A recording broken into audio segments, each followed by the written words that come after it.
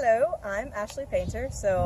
We're out here in Apollo Beach, Florida at the Center for Conservation in the Suncoast Youth Conservation Center to talk a little bit about anaerobic digesters. An anaerobic digester is something that is basically an artificial stomach.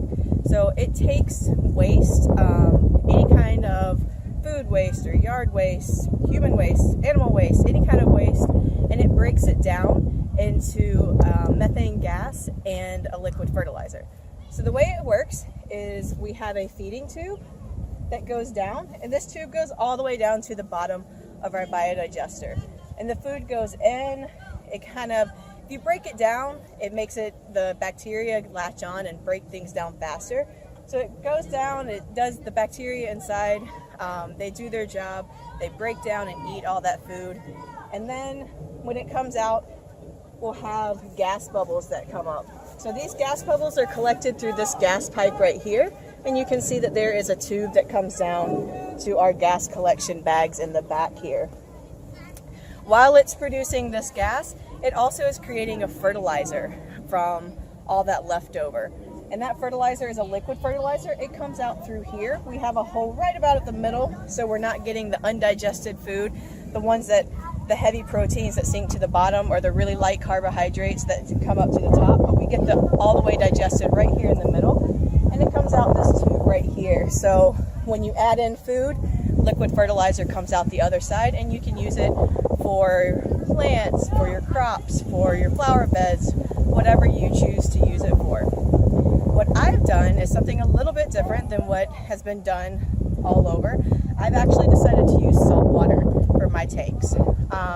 I work a lot around the ocean, salt water, and in and around water, and I am a coastal sustainability specialist. So I decided that we have so much salt water out there and so little fresh water. Why not try this in a saltwater system?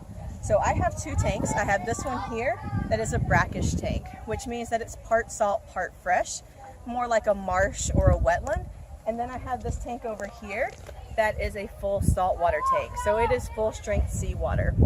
Our seawater tank, we actually got out seawater from the middle of the Tampa Bay. So it is actual living water is what I like to call it, not a sterile water that you would mix in a lab, but something that you get out in the ocean with all its good stuff inside. And our brackish water came from our creek right here on site, which is a tidal creek that flows with the tides from Tampa Bay, and it mixes with the freshwater river streams upstream and the bay coming in. So one of the cool things, no one's really done this, so we didn't know what would actually happen, if it would work or not, and very happy to say that it has worked.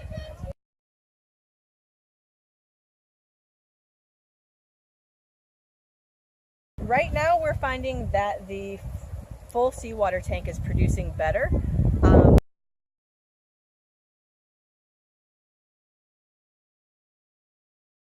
The bacteria I use is adapted to full strength seawater versus a more brackish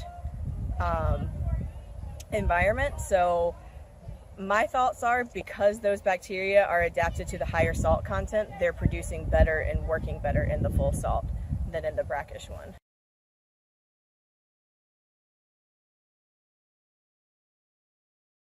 I am doing a few things.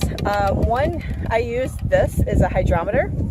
It actually measures our salinity. So I want to know how salty my water is. I've been trying to keep our seawater at full strength seawater, which is usually between 33 and 35 parts per thousand.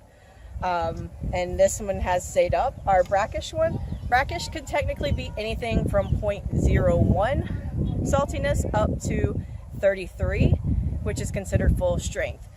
That's a huge range, but what I want to keep it at is around 15 to 20. And it's because when it was inoculated, it was a fairly dry time.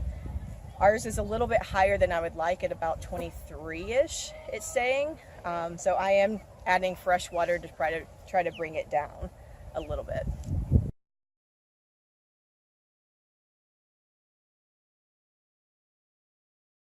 These are little hobo temperature sensors.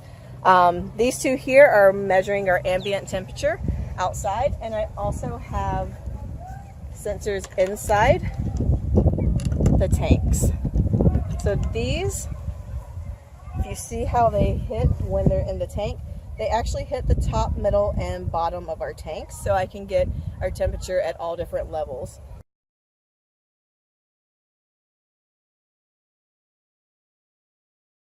Typically, pathogens work better at higher temperatures. So it would be, and that's in a freshwater system. We know they work at better at higher temperatures. So just so we can compare and see if saltwater is the same. Also, you can measure how much it produces at what temperature. Like if it stays around, say, 25 degrees Celsius, then we can measure the volume of gas coming out versus the volume of gas coming out at, say, 15 degrees Celsius.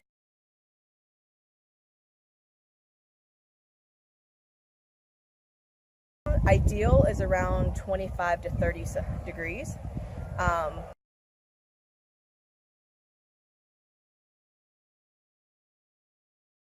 Because we started these in the winter for Florida, so it's not super cold winter, but we're trying to see what range, like through summer, it's obviously producing better. When we hit fall and winter again, we can kind of see what the decline is, or if there really is a decline, we don't know.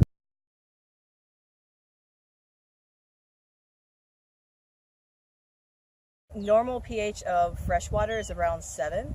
For full strength seawater, it's between about 7.5 and 8.5.